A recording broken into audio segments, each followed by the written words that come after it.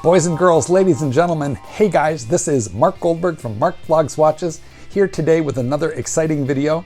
Before we get started, I would like to thank you for watching this video. If you are not yet subscribed, please go ahead and do that because I've got so much more stuff that I would like to share with you. And if you have been a subscriber to the channel, well, thank you for having been with me, and I intend to continue to earn your trust. I'll do the best that I can for you every video. Now, what we're going to talk about today is the Rolex Submariner, possibly the most boring, but also the most perfect watch ever brought to market. Before we get into the meat and potatoes of this conundrum, let's get the quick fist watch check done, and here she is.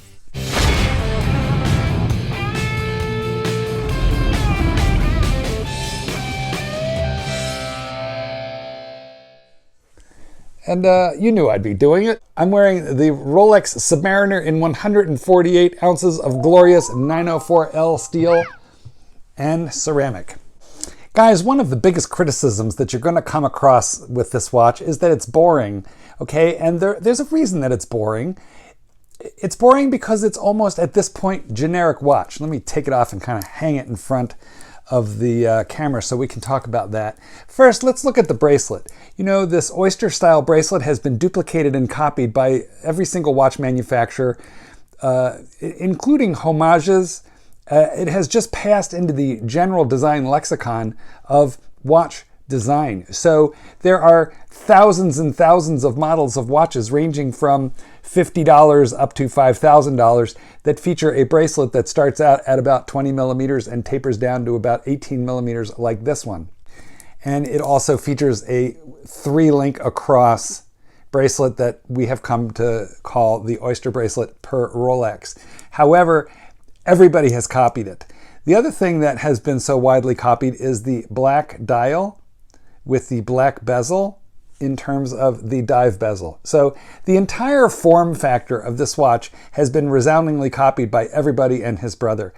If you go to a website that sells watches and just check into the dive watch section, you're going to find that at least 50% of the models really resemble this one. Sometimes it's entirely purposeful, other times they're taking certain of the design cues off of the Submariner and then adding their own.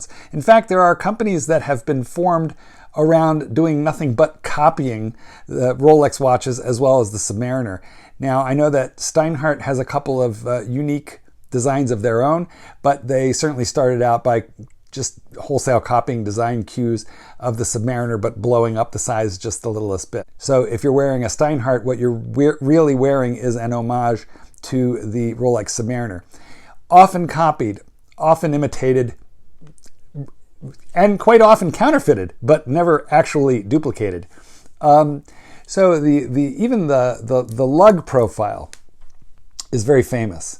And this is on watches everywhere. So I feel like one of the big problems, if you will, with the Rolex Submariner is that its look is definitely not unique. It's sort of like the word Kleenex, you know, Kleenex and tissue paper. Kleenex is a brand, tissue paper is the generic, but visually, the design cues from the Rolex Submariner have just basically become equivalent to basic dive watch, which is really odd considering that you'll spend, you know, minimum of $9,000 to buy a Submariner, and you can go get a more accurate quartz copy of this watch for probably $50 on Amazon. So what makes this watch good? What makes it interesting? What makes it perfect? What makes it boring is that it is almost generic for watch at this point. Excuse me, Mark, but this is Mark, and I need to interrupt you because I did forget one other huge major point that I want to mention right now that makes the Rolex Submariner boring. And that is, not only has it been resoundingly copied throughout the world, but everybody has one. And what I mean is everybody has a real one, or at least everybody that you're going to know in the Rolex collecting world. It's sort of like the basic and first thing that any of us get. So the problem is it not only looks like a generic watch, but everybody's got one. I understand that part, but what makes it perfect? Fit and finish, my friends.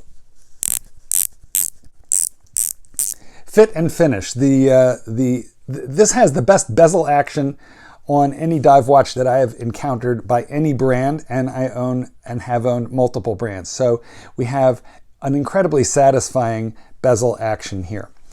The 904L steel holds a satin brushed finish in a way that really no other watch that I have ever encountered does. So there is just something about the finish and the look of the steel.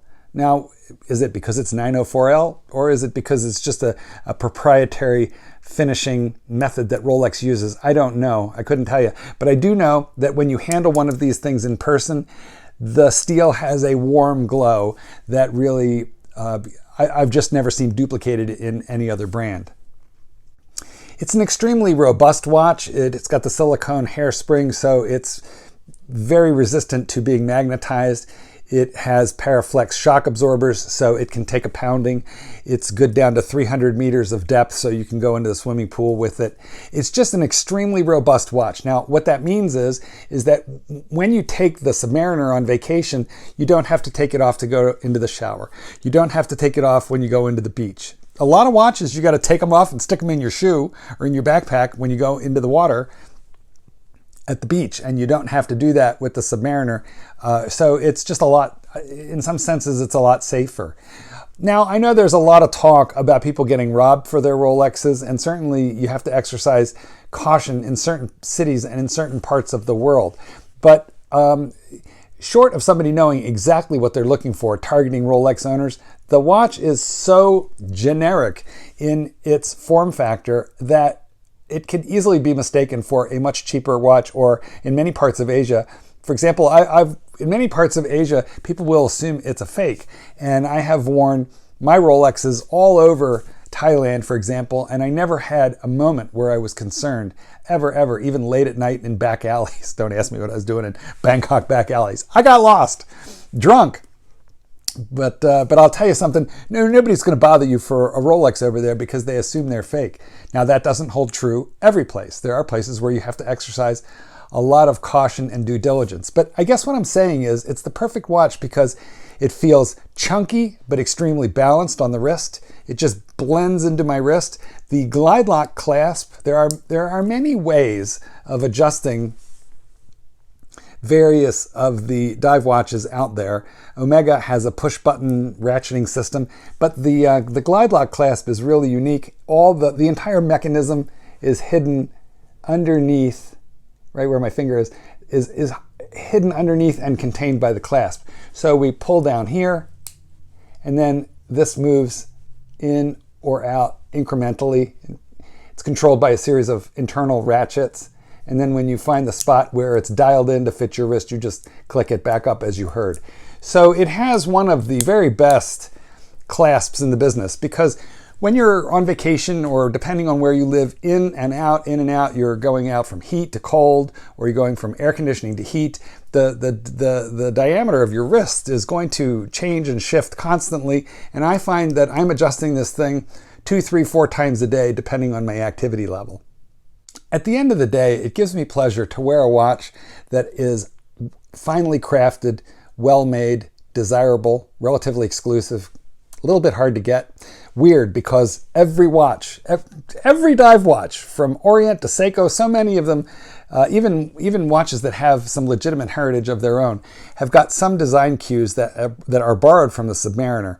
And yet, I feel a certain sense of pride when I wear this thing. Now, I think that a few of the comments that I have made are going to wind up controversial. So I think my Steinhardt fans out there might be a little bit irritated, maybe even my Seiko fans. So I will say, I know that Steinhardt has developed a design or two of their own, and I do not mean to say that Seiko resoundingly copied the entire dive watch thing from Rolex, because that wouldn't be true. They have Marine Master and the Turtle. Seiko has some very, very unique and proprietary designs. But guys, when you look at the Rolex Submariner, in some level, it just says the entire dive watch genre. It expresses the entire genre. That makes it a little boring because it's a little generic. But trust me, when you handle one of these things, when you wear one of these things, even as you blend seamlessly into society, wearing a watch that approximates $10,000, you're going to feel the quality. You're going to feel the quality. I feel like you can feel the quality. Is that my imagination, or am I just being a snob? Tell me in the comments what you think about this. Personally, I feel fortunate to own this guy here, and I hope you don't take it as snobbery, but this is one of those things that I just really enjoy. I'm glad that I spent my money on this thing. And I also like knowing that I've been keeping my money relatively safe on my wrist. If I need to get out of it, I can get out of it. You know what they say about the Rolex Submariner? They say it'll get you out of jail in any country on any continent. Hopefully I don't need to prove that point, but hey, you never know. So I travel in a Rolex Submariner, and this is Goldberg. Peace out.